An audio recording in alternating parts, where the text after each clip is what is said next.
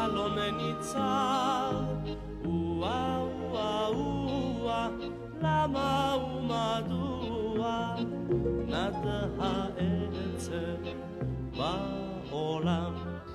יורם, ביקשת לפגוש את גל ורוני, משום שהסיפור שלהם הוא סיפור מאוד מיוחד לאורך שנות היצירה שלך. זה בערך לפני 8 שנים, לא, 7 שנים. טלפן אליי בן אדם, שאני לא מכיר אותו, זה היה רוני, מסתבר. וסיפר לי סיפור, קודם כל סיפר לי שהוא מהרצליה, והוא אומר לי, אני רוצה לספר לך סיפור סיפר לי סיפור על הבת שלו, שנפטרה מסרטן, בגיל 6. והוא אמר, אשתי ואני היינו רוצים שאתה תכתוב איזה שיר לזכר הילדה. אז אני בתגובה ראשונה אמרתי לו, תראה, אני בחיים שלי לא כתבתי שיר לזכר אף אחד, ואני גם עכשיו לא אעשה את זה. אז הוא אמר לי, אם לא אכפת לך, אני אשלח לה בפקס דף שכתבה אשתי, גל, ותקרא אותו. ואני קראתי את הדף הזה, שכאן הוא נמצא כרגע לפני העיניים שלנו, ומאוד מאוד בכיתי כשקראתי את זה. כי הדף הזה מספר ככה בצורה מאוד מרגשת וחזקה את הגורל של הילדה, שנולדה בכלל בתור ילדה פגית.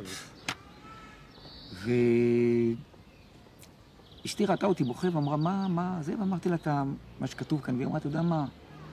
אפילו אם לא יוציא לך שום דבר, תשב ותנסה לכתוב משהו.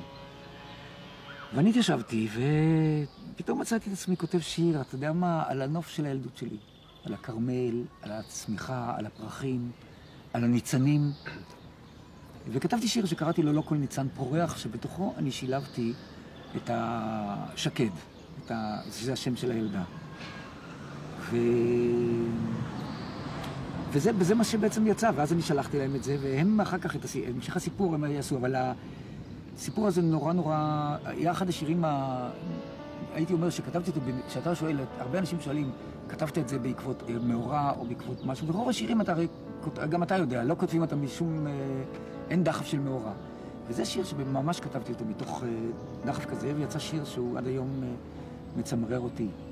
לא כל ניצן פורח ולא כל פרח פרי,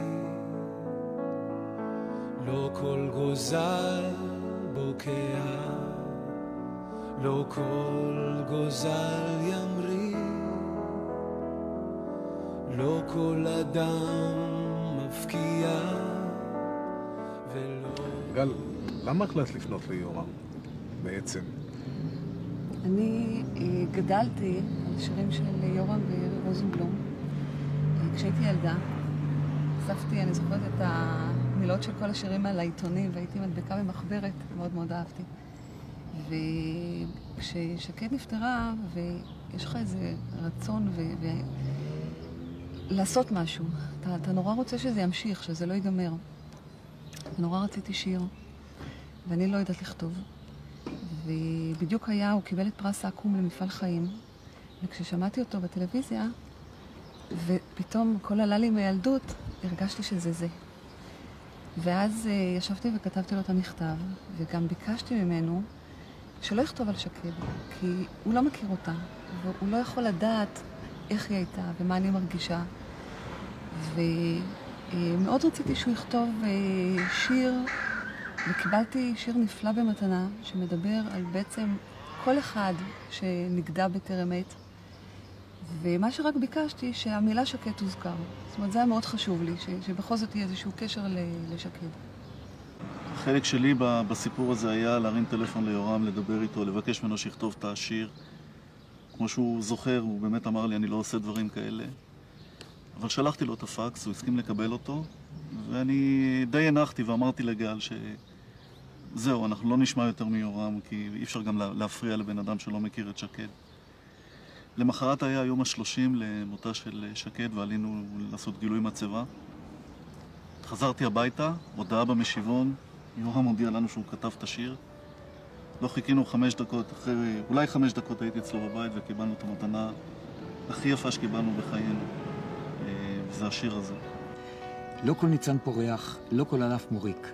גם הנושר בדרך לא פרח לריק. כל צבעי האושר אדם נשאר בודד אם לא זכה לו רק פעם לראות פריחת שקט.